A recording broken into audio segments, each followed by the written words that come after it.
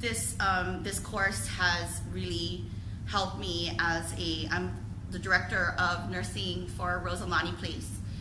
It's an assisted living facility here on the island. We're the only assisted living facility licensed on the island. And I think this has given me some confidence and some tools that I'm gonna take back with me.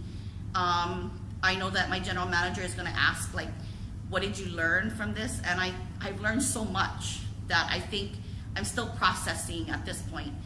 But I think that the tools and all the, I think all the algorithms that we used, you know, as the SMART, of course, I've learned in nursing school that we learned how to write goals and stuff.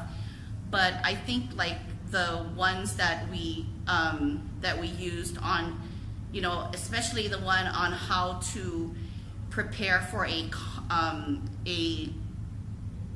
very difficult conversation. I think that's the one I'm gonna use. I'm gonna try out and see, because I'm a relator and I want everybody to like me, and that's a problem, but I know it, you know, I'm working on it, but I want my staff to like me.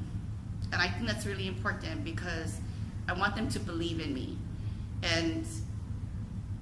But I told them, I said, the main role that I do with you guys is that I support you.